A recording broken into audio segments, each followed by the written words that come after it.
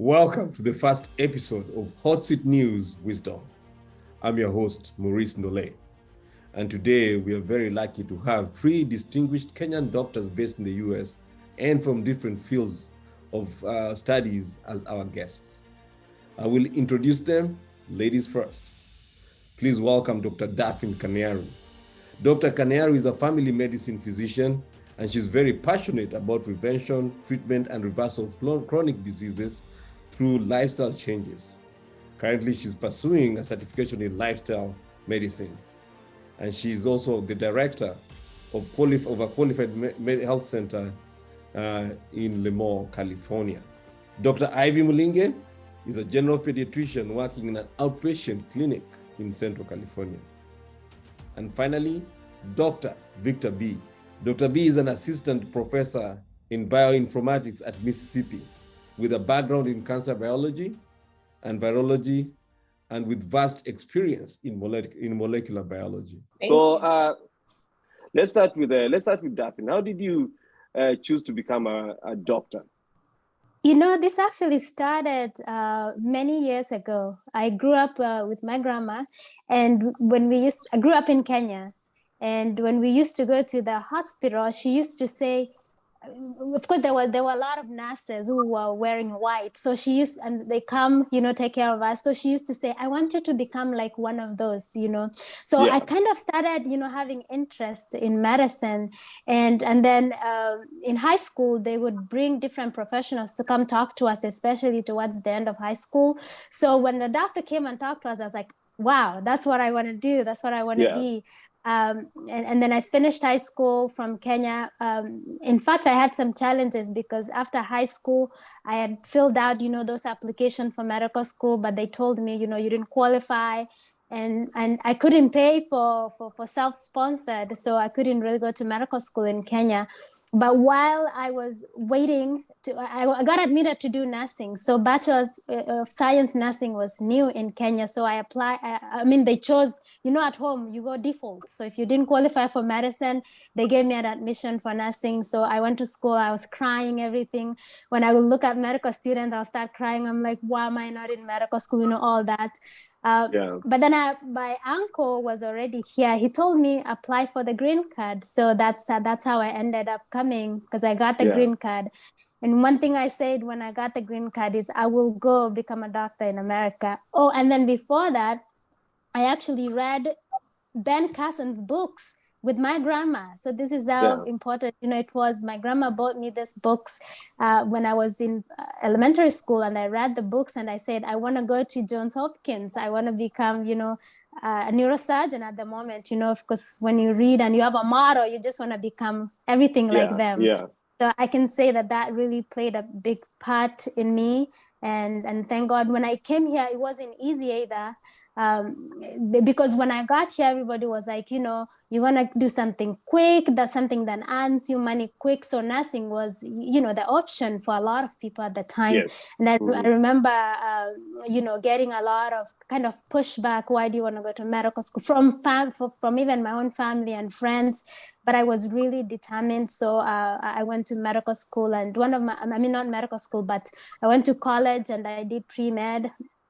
And I had an Indian friend who was also, her name is Prerna. She's actually a doctor now, psychiatrist now. So she was very influential at the time because she said she also wanted to go to medical school. So we helped each other studying and preparing and doing the exams and getting admission to medical school. So it has been amazing to realize that dream that I had for long. But in terms of deciding what specialty to do, because there's so many specialties in medicine, I've been interested in preventive medicine for long. So I am now currently in family medicine, but I'm pursuing lifestyle medicine because that's really what I want to do. I know that 80% of the diseases we are dealing with are preventable, and they are chronic diseases diabetes, obesity, hypertension, arthritis, autoimmune diseases, depression, anxiety, all these diseases that are related to the lifestyle, either eating or not sleeping well, not exercising,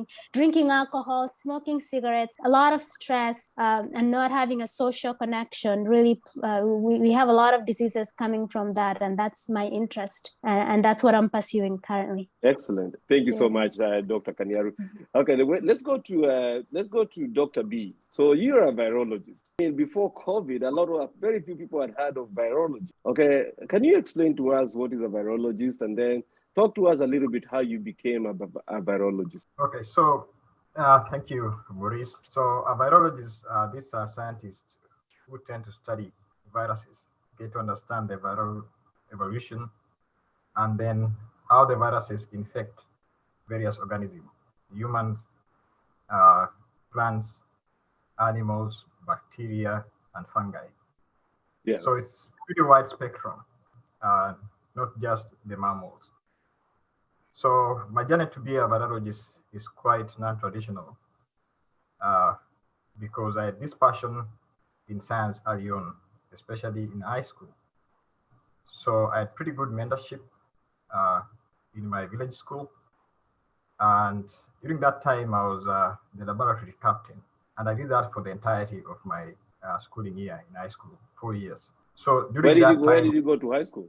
So I went to high school in St. John's Secondary School in Lugari, Likuyani. Yeah. So it's a pretty small school back then. Yes. So I had pretty good mentorship from the teachers, and I loved science so much that's why they decided I should be the laboratory captain. Yeah. So during that period, I was able to, collaborate with the teachers whenever they were setting up these experiments, and I loved it. So I ended up excelling in science subjects in my high school KCSE, and fortunately I was able to get into Egerton, but I dropped out because of fees, Yeah. And for some reason I ended up being a cop. So police officer. So you are a police officer in Kenya? I did that for 2 years. I worked at the diplomatic police unit in Nairobi, and then I enrolled for a parallel program at the University of Nairobi. I did political science and sociology. But then because I had this passion for pursuing science courses, I was fortunate to get athletic scholarship to come to Mississippi for Bachelor's of Science in Chemistry and Biology. And through that, and the mentorship I got here, the resources I found here, I was able to excel in both the dual major. And fortunately, because of the undergraduate research that I did in chemistry and biology, it enabled me to get accepted into a PhD program at WAZU. That is Washington State University in Pullman, Department of Pharmacy. Yeah. So there I was got a good mentor, my PI, who is a gene therapy specialist, Dr. Grant Tropridge. So in the lab, initially I wanted to pursue a course that is interrelated with human health, and getting into a gene therapy lab was my best bet, which actually turned out well. I did my PhD there, dissertation, studying breast cancer and prostate cancer using a viral mutagenesis approach. So in this case, we were able to tag the cancer-causing genes using viruses. And to do this, you need to understand the various cues of how viruses work. Yeah. And that is how I ended up vaccinated with virology. I took more advanced courses in virology, and I wrote various publications in virology as a subject as well. Yeah. So I got a pretty good understanding of viruses. Yeah. And then after my graduation with the PhD, I got a postdoctoral fellowship at the Fred Hutch Cancer Research Center in Seattle. So this is a pretty good research institute, amongst 5 in the country with NIH grants. It has produced a couple of Nobel laureates in medicine. And here I was able to interact and be able to perform top science in molecular biology and cancer research. I was able to get a postdoctoral fellowship from American Cancer Society for 3 years to study skin cancer. And through that, eventually I was able to secure the position now as a tenure track faculty in the Department of Natural Science at Mississippi. And Very good. currently, I'm coordinator for the master's program. So in a way, it's been a journey, but everything is progressive. Yeah. And yeah. Yeah. When you talk about your experience and how much you've done to get to where you are, how long did it take for you to start from your bachelor's in sociology and arts all the way to becoming a scientist? How many years have you invested in your education to build yourself to this level? So I was fortunate because when I got into the American academic system, I realized that you don't need to go through master's program. If you are pretty good research background as an undergraduate, pretty good GPA, good personal statements, and also recommenders, you are able to go directly from undergraduate to a PhD program. So that is what I did. And it took me 9 years, 4 years of undergraduate and 5 years of doctoral studies to get a PhD. Congratulations. I know you just finished your PhD and now you're moving on to higher attainments. Okay, so let's move on to Dr. Ivy Mulinge. Dr. Ivy, can you just give us an overview of your background, how you became a doctor, how you became interested in medicine, and where you are right now? Thank you so much, Maurice. So I was interested in medicine like Dr. Kaniaro at a very early age. I was a sickly child in Kenya where I grew up, and I was constantly taken to a children's hospital in Nairobi. And from that experience, I learned how to admire the people who took care of me and wanted to see how it was from the other side, taking care of other children, just to reciprocate what was given to me at that time. And I volunteered at a time in high school in the hospital, and I really enjoyed myself. And so from a young age, I knew I was going to become a pediatrician. Of course, the challenges of going into medical school were there. So I got a scholarship to go to Brazil, and I got a medical school scholarship there. So I was able to study medical school for 6 years. Thereafter, when you're in medical school, you're confused about, did I think about being a pediatrician? You end up just enjoying other specialties. But at the end of it, I made that decision and moved on to the United States to apply for the medical license. And I was able to attain it and start residency in the city of Chicago, where I did my residency for 3 years. And thereafter, I moved here to Central California. Excellent. So let's start with you, Dr. Kaniaru. As a doctor, what discussions do you have with parents when they come to you and they have COVID and they are kind of hesitant about taking the vaccine? That has been honestly a challenge, and some are open, some are not, because they're decided and they have their beliefs. So, I tell them, and even I use myself, I said, look, I got the vaccine. We've read the science, it makes sense. And, of course, a lot of people are having questions as to how quickly the vaccine was made. But what really shocks me is, we want to develop, we want to be our technology to be fast. We want everything fast, but when our technology is serving us now, we are refusing it because, as I said, how did we come up with a vaccine so fast? So some of them are decided, some of them I'm able to tell them, some have questions, genuine questions, maybe for themselves or for their kids, because of course, studies did come out that the vaccine was affecting the heart and the tissue surrounding the heart for kids. But those have been self-limited. There's none of those kids that has ended up with heart failure or in ICU or something. They get inflammation of the heart, and that condition is self-limited. So you tell the parents these things, and even the Johnson vaccine that came out, with the blood clots. The cases were very rare. And of course, you give them options because that even the CDC and all the recommendations are saying that when you have a younger patient between 18 and 49 female coming to get the vaccine, you have to tell them that there is this risk of, blood clots. So, and they have an option to choose a different vaccine. But, some people still like it because it's a one-time vaccine before the booster came on. I really do try to tell them But some get to change and decide to get the vaccine. Some are really decided on their part, and there's really nothing you're going to say. They just shock me by things they say, all the stuff that is going on out there. Yeah, thank you very much. And Dr. B, maybe you can jump in here. There's a lot of questions about the virus spread in the Western world. We've witnessed a lot of death in Europe, but comparatively, we've not seen so much death in Africa. Why is it? Is there an explanation to the perception that the number of deaths in Africa are much less, despite not having the therapies that are available in the Western world? Yes, that's pretty true. Like in Africa, especially, we see pretty low mortalities as a result of COVID. And I'll look into it based on the population in Africa. So you'll find that compared to other continents, Africa has pretty robust young population. Majority of people are below 50 years, and less of them have underlying conditions. Unlike in the United States and Europe, for example, in Italy, you'll find that those people who are affected by this virus are pretty over 50, 60, and 70 years. So you find that this group of individuals are pretty less immune surveillance, unlike the young population. So in a way, Africa population, we are in an advantage stage compared to the rest of the world.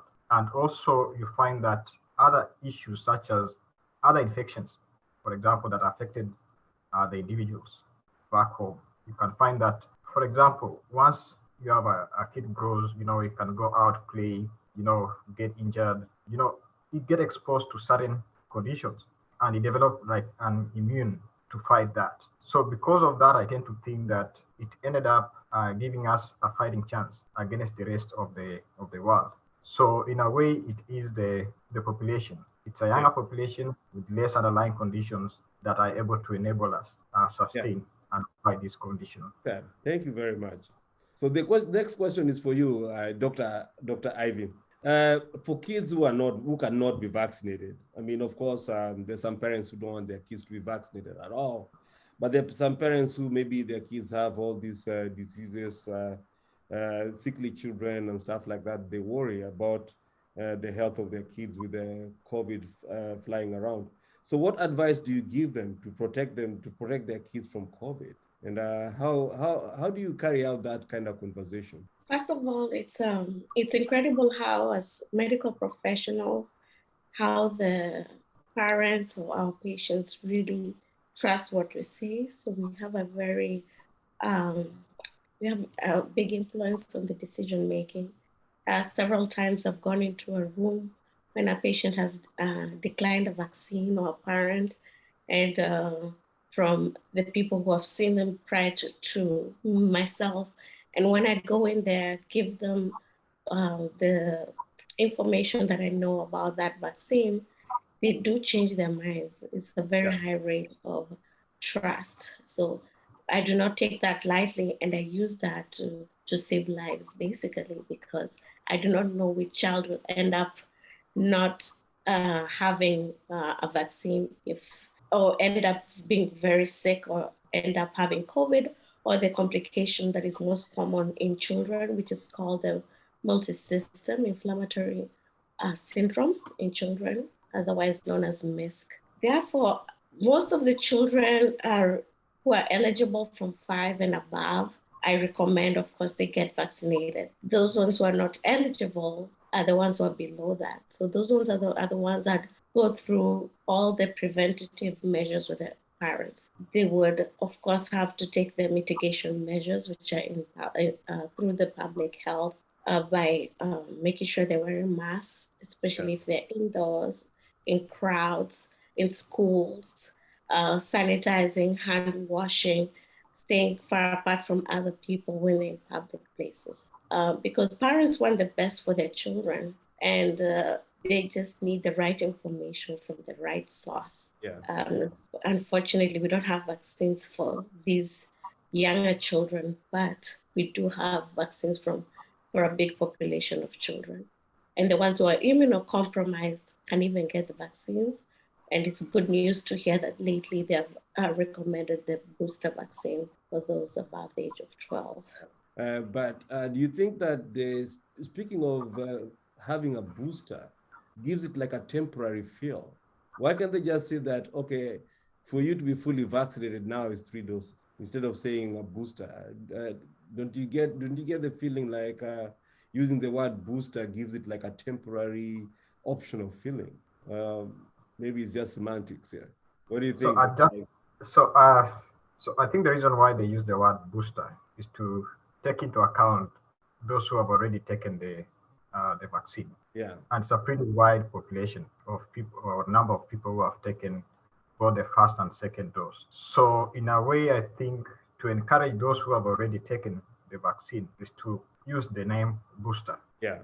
In a way, you are increasing the potency of the already supplied antibodies to these individuals. So I think it's the right term to use for now. Yeah.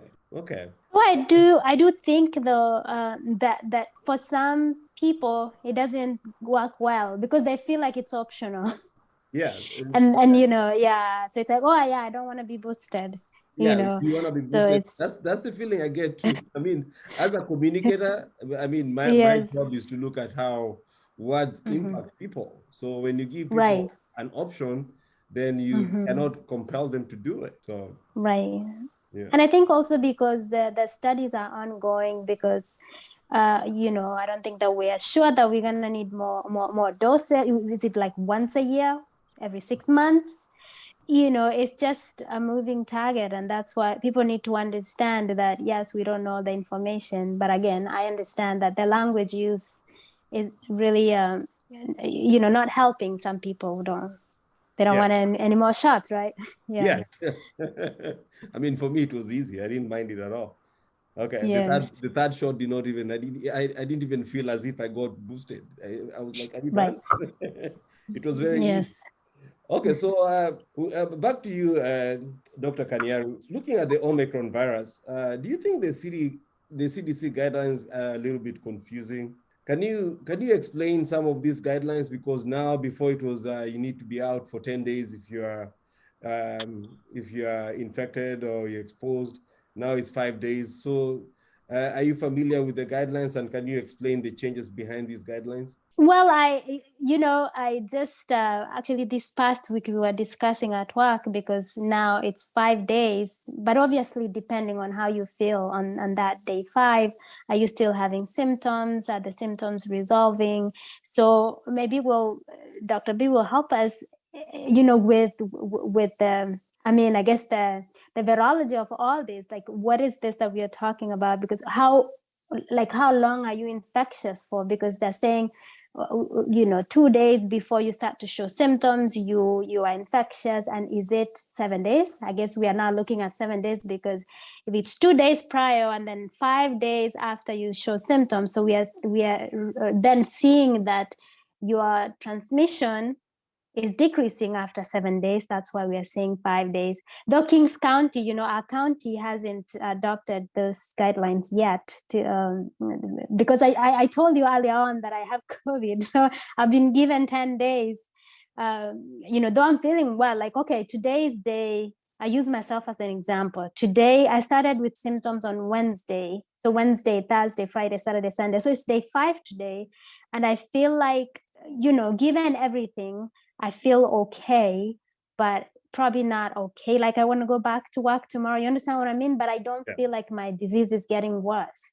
Yeah. Though I got vaccinated and I got fully vaccinated and I got my booster Monday. So I got my booster Monday and started getting sick Wednesday. And just for your information, vaccines don't make people sick. So I didn't get sick from the vaccine. I got sick because I was already having the virus. I just got the vaccine at that time. So those guidelines, again, as I said, Dr. B can help us, but it really depends, I guess, on how your body is going to handle this virus, right? And the CDC is not like very strict on 5 days. If you're not well, they're saying go ahead and do the 10 days if you're still having symptoms.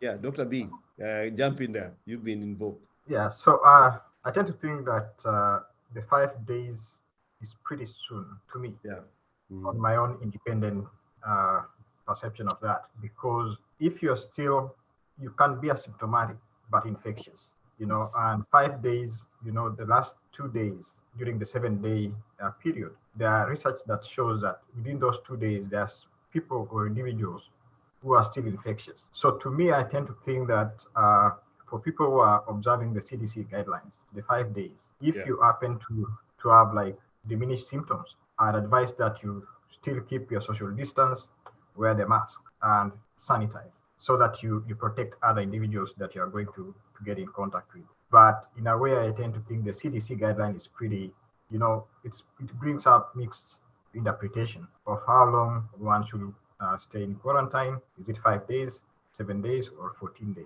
Yeah. And I think also the revision comes in because of the perception of the Omicron virus. But I tend to think in a way, it's just, we don't have a lot of information and statistics on how this evolution of the virus is taking place. We're just like almost back in the March of 2020 when people are saying, do we have to wear a mask? Do we have to social distance? It's the same thing now, that do we have to stay 5 days or 7 days? It's pretty not very straightforward. Yeah. So I think it's a learning process that we'll get to know. Kind of along the same lines for you, Dr. Ivy. I mean, we have a lot of people resisting the vaccine, and we have a lot of politics that has kind of got in the way of the debate, which is actually a public health crisis. So in light of that, what do you think is the best way to protect yourself and to protect the community from the spread of COVID? Again, I'll insist, vaccinate. This booster, the term, of course, is very, like you said, accurately, it's very confusing, but this third dose of the vaccine, for those who are eligible to get it, will really lower the infectious rate of this Omicron variant, which is in our community. Unfortunately, having just the 2 vaccines shows from the evidence in the studies, it's showing that the antibody response is not as good, as adequate compared to receiving a booster vaccine, which will provide enough immunity to protect you against the Omicron variant specifically. Yeah. They do say that from what I've read is that the Omicron variant is causing an increase, of course, of infections more rapidly than the Delta variant. But with the measure of getting the booster vaccine, the measures of distancing, wearing a mask, sanitizing, avoiding large indoor gatherings, we will be able to reduce the spread. Staying with you, Dr. Ivy, I'm sure once in a while you encounter people who come to your life and they talk to you about health issues. Can you give us maybe one example of or an incident where you feel as if your intervention kind of helped to save a life or educated somebody into becoming more vaccine accepting? Oh, that's our job almost daily as pediatricians, because we deal with a lot of vaccinations, a lot of preventive healthcare. So I have had a lot of instances where I've convinced patients to get the COVID vaccine or any other vaccine. It has been life-changing. I cannot recall one specific instance where I did that specifically, because unfortunately everything has been happening so quickly, and children and adolescents have just barely started a few months ago getting vaccinated. Yeah. But I know in the back of my head, that does not take away the fact that each time I see a patient, I should always address that and say, your child is eligible for the vaccine. Will you go ahead and give it? And if they have questions, I'm happy to answer them. Mm-hmm. Just adding one more thing that I remembered is, nowadays there are these so-called, there are COVID medications that are given to people who have been infected with COVID, and the ones who are high risk qualify for those medications. But unfortunately, with the Omicron variant on the rise, there are studies that are showing that those pills may not be as effective as they were against the Delta variant. And I don't know if Dr. B would like to talk about that, but that's what I've read so far. Yeah, I mean, one thing that you say that is actually very common with a lot of people. When the doctors are involved in telling people to take the vaccines, they are more likely to listen. To you, Dr. B, what do you have to say? Do you have anything to add on to that, what Dr. Ivy just spoke about? So I concur with Dr. Ivy about the COVID pill, the Merck and Pfizer. So this prescription initially, it showed that it conferred benefit to high-risk group over resistance to infection by the virus. The Merck, I think it was giving about 30 to 50% benefit, and the one from Pfizer, it was about 89. But then now with the Omicron, it shows that probably studies are showing that it might lower that effectiveness. But then initially, the way it was designed, it was to interfere with the replication of the virus, how fast the virus, replicate in a person, which was pretty significant. And that's why a lot of people are excited that this might offer a better alternative than maybe vaccine, because you don't have to go and get the intravenous injection, but this one is just pills prescribed by the doctor. It would have offered a better alternative for those people who are resisting vaccine. But then now with the Omicron, it seems it might be lowering that effectiveness of this pill, which is a pretty bad thing, But hopefully, we'll be able to resolve and move through this lump sooner. Yeah, it's a moving target, it appears. Yeah. So this Omicron has just changed the ball game. And I just wanted to go around with you guys and to ask you, a lot of people are getting their information from social media, YouTube and Facebook, and Crazy Uncle on Facebook posting something about COVID vaccine. What are some of the sources of information you recommend for people to have? If let's say somebody comes to you and asks you, hey, where do I get more information about this? Dr. Kanyaru, where would you send them to? What are some of your... CDC, I'll say CDC, for, non-medical people. I think that's a pretty good source. Very easy to read. I think that's the one I recommend for most patients. Dr. B, any other sources that you think people should look at?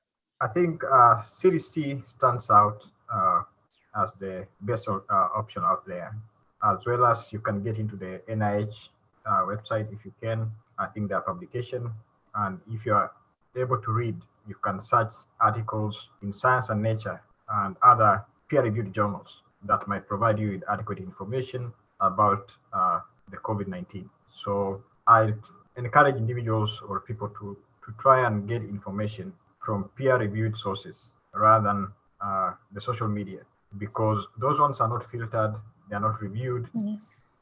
It might misinform the public, and sometimes we need to differentiate between just facts and fiction. Yeah. Any additional sources, Dr. Ivy, that you would recommend for people to look at if they're looking for information? In addition to what Dr. B and Dr. Kanyaru mentioned, I would add, of course, for children, it's by the Academy of Pediatrics, and it's called healthychildren.org. It's a website for parents, and it has information of COVID-19, facts that are easy for them to read and understand. Okay, so let's switch gears and talk about preventative health. Dr. Kanyaru, you're huge on preventative health.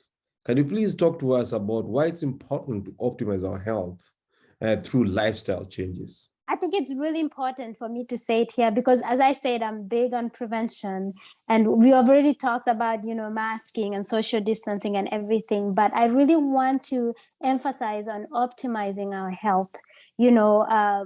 We have heard of how health conditions, pre-existing medical conditions, are putting people at risk of getting COVID, or even when you get it, it puts you at risk of getting severe disease, ending up in the hospital and even dying.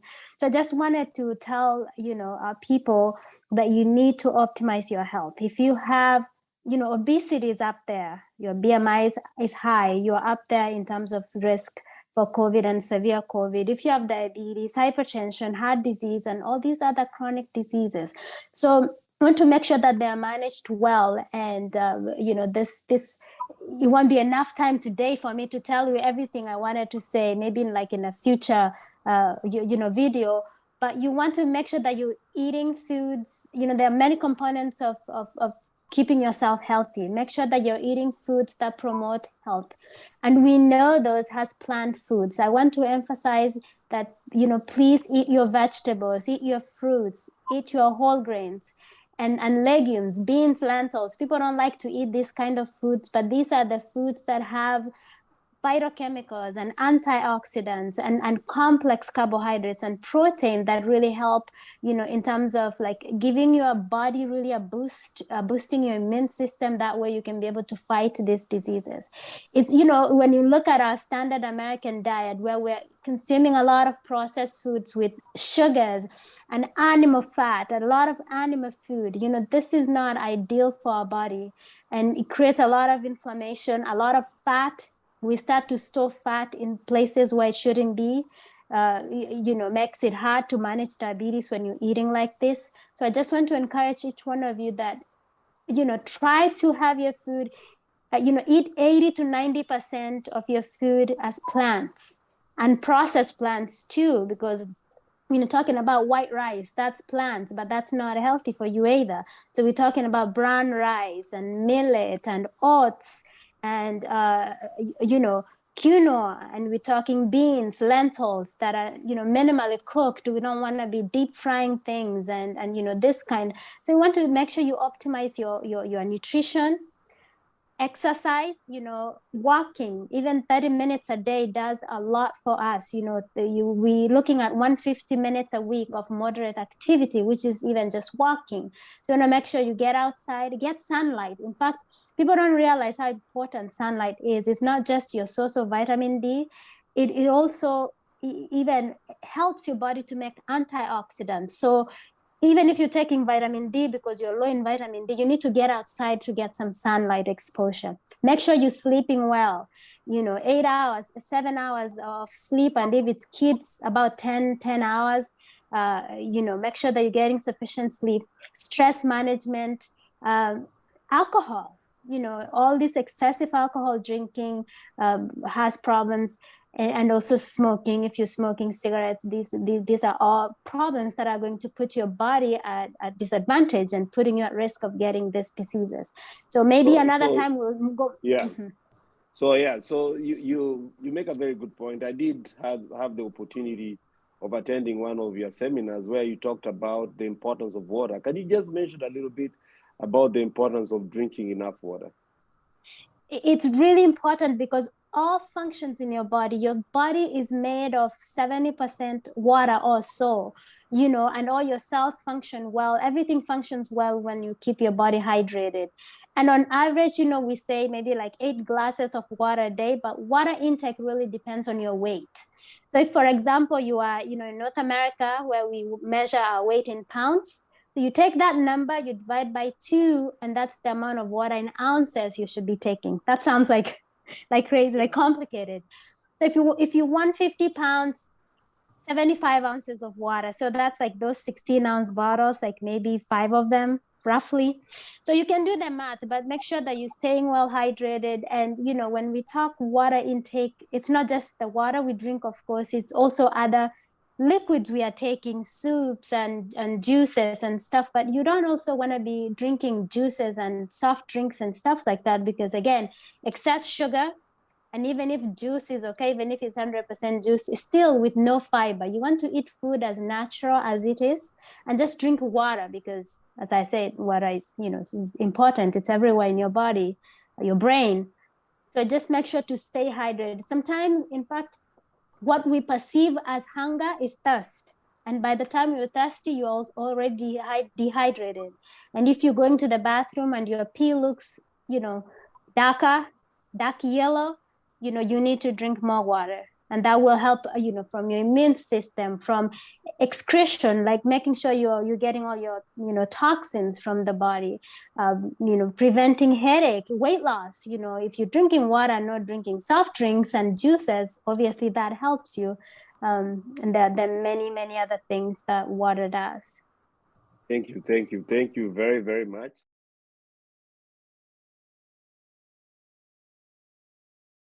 Dr. B, anything you want to add? I'll just emphasize on the need for taking vaccine. and the misconception that is out there that, the vaccine causes cancer. One thing is it's an mRNA vaccine. So this is a kind of vaccine where they have taken part of the genome of the virus and incorporate into an RNA, such that when the protein is synthesis, the translation process from the messenger RNA, to the protein, they are able to produce an antibody that codes for that virus. Okay, in a way, it will be able to interfere with that virus production by incorporating various mutations. So in a way, it will be, it will elicit the production of antibody that will protect the individual or the cell from attack from that virus. Yeah. So it's just a part of a portion of that virus that is incorporated into making this virus vaccine. And looking into the dogma, it doesn't get into the DNA because it's already downstream on the mRNA, so it cannot integrate into the human genome. So when people say that it's going to change your DNA, it cannot change the DNA because from the dogma is you have the transcription, which is the DNA, then to the RNA, and then the messenger RNA to the protein. So we are on the lowest end of the messenger RNA. It can't go the other way back to the DNA. So it cannot integrate into DNA. So I just want to put it out there that, there is no way this vaccine will integrate into the human genome because it doesn't work that way. The only way is just go and produce the protein. Yeah, so trust the science. So, for IV, so what message do you think Kenyans at home and in the diaspora should hear as a doctor that would encourage them to trust that the vaccine is a good way to prevent them from catching COVID? Reaching out to the Kenyans in the diaspora, just encouraging them that science doesn't lie. This is a fact. There's nothing which is misinformed or controversial in this. Vaccines do work. They have shown time and time again through public health initiatives that they can save lives and prevent hospitalization and fatalities. It's the same thing with COVID vaccine. Hopefully they will be able to have access to the vaccines. Unfortunately for Kenyans, not all of them do. But if they don't, they can also take the preventive measures.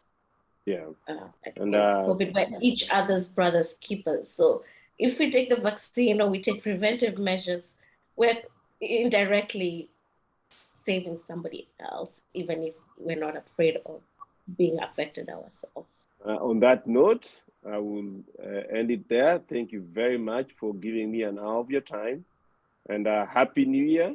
Okay, I wish you guys a great 2022, and we'll continue this conversation in another day. Thank you so much for watching. Please like and subscribe to our channel and tune in for the next episode. Thank you.